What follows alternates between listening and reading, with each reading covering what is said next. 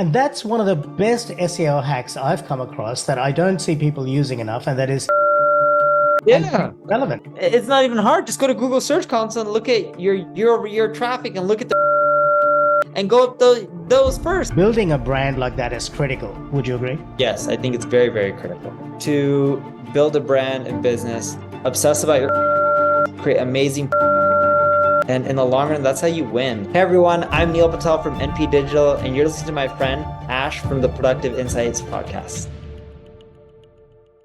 Since AI has gone mainstream, we've seen massive changes in content, branding, and business in general. In today's video, we're going to speak to Neil Patel, who regularly gathers millions of data points and can speak with authority about all of these topics. How is SEO changing in this rapidly evolving artificial intelligence environment? One thing is for sure, when it comes to content creation, which is intricately linked to SEO, we need to infuse more stories and more experiences into our content. What else are you doing besides that, if anything? And how do you see artificial intelligence impacting content creation down the track? Do you see AI being able to do the stuff that we are doing, which is infusing stories and stuff, say 6 months or a year hence? I don't really see the AI being able to do that 6 months to a year ahead, where they're integrating stories that are so amazing that people want to read them. I think people under or overestimate what AI can do in the short run, and they underestimate what it can do in the long run. I do think AI is going to change a lot in the long run, and it's going to blow people away. But in the short run, it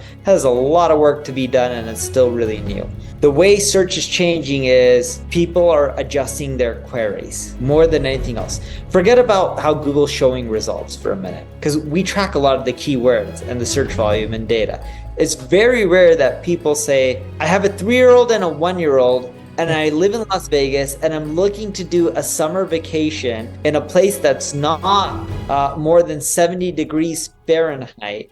Where should I go that would work out really well and is affordable and would cost less than $100 a night or $200 a night? You get what I mean? This is like so specific. That's not how people search, but that is how people are starting to search because of AI. I think in the really, really, really long run, and they're so far away from this, if you type in, I want to buy some red trainers or shoes, the AI will know that this is your size. This is Neil searching. You prefer Michael Jordan shoes. So here's all the Jordans. Select one, boom, you click a button and you buy it through Google Pay. I really believe that's what search will end up coming to in the long run. I don't see that happening in the next few years. That is going to be really hard for them to read my mind and predict exactly what I want and know what size that I am and know that I prefer it the next day because of my calendar and I need it for this basketball game. So that is what I see in the long run, but we're far from there, and they're not going to kill off their big revenue generator, which is ads. And even if they implement all this stuff, they'll figure out how to move to more of a CPA model and still generate that ad revenue. So just to be clear, when you said that people aren't typing in, I have a kid that's 3 and 11 and all that sort of stuff. They're starting to now. They weren't in the past. They weren't getting that specific. So people are actually typing that much detail into a search query? Yes, because they want the AI to just give them the answer. So AI, you don't think already has all this information on them and assumes that these are their demographic and psychographic traits when they type in the question? They have to actually type it in at the moment. The more specific they get, the better the AI is. Okay. AI is not at a place where you can be broad and get amazing answers. That works for everyone. But when you get super specific, the answers are really good.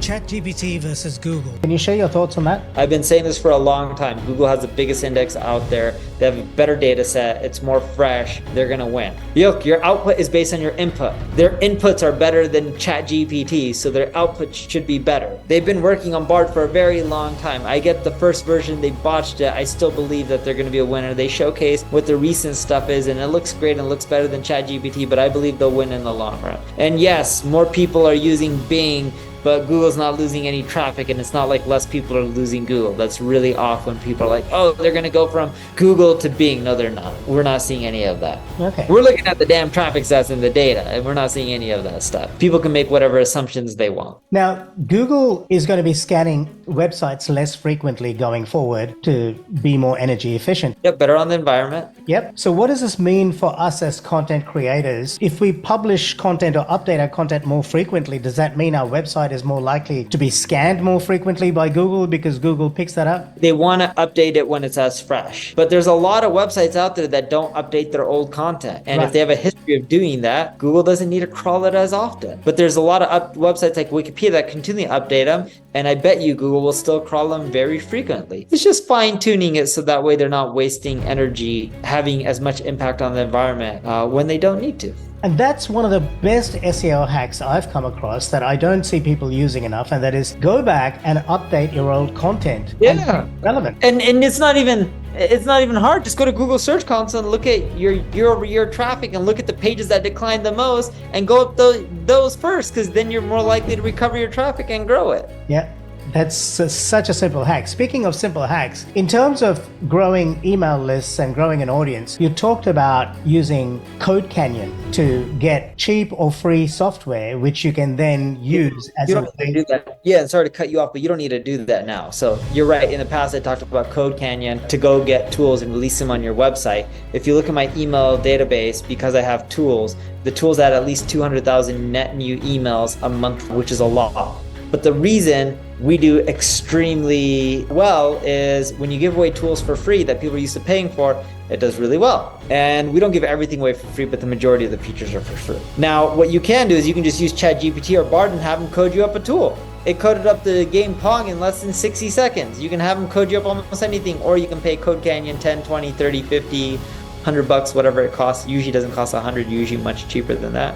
And you're off into the races. So talk to us a little bit about that model where you offer people some kind of a utility in terms of software to build an audience and get them to use your website. Yeah, so figure out what people are paying for in your industry that you can make for free and give it away for free, and you'll naturally just get traffic without doing any marketing. Over time, it takes time. You won't see the results in one day. And that helps you build a brand, which is another thing you say is very important, and I completely agree with. If you can get searched for via your brand, or if your business becomes a verb, like, Google it, or as you often say, Nike is searched for far more than the word shoes. So building a brand like that is critical. Would you agree? Yes, I think it's very, very critical. If I was telling people to build a brand and business, obsess about your customers, create amazing product or service, and in the long run, that's how you win. It's not marketing, it's not SEO, it's not paid ads, it's not social media. All those things help you, but what you really need is amazing product or service. Without that, it doesn't matter how much marketing you do, you're not going to win at the end of the day. Great point to close on. And if you're watching or listening, check out episode 222 with Derek Sivers, who built and sold CD Baby for $22 million, completely driven by a customer-based approach. His story is remarkable, and he shared it all on the podcast. So Neil, you've been generous as always. Thank you so much. And it would be great to have another one of these conversations sometime down the track and check in and see what's been happening in your world. Sounds good. All right, buddy. Thanks so much for your time.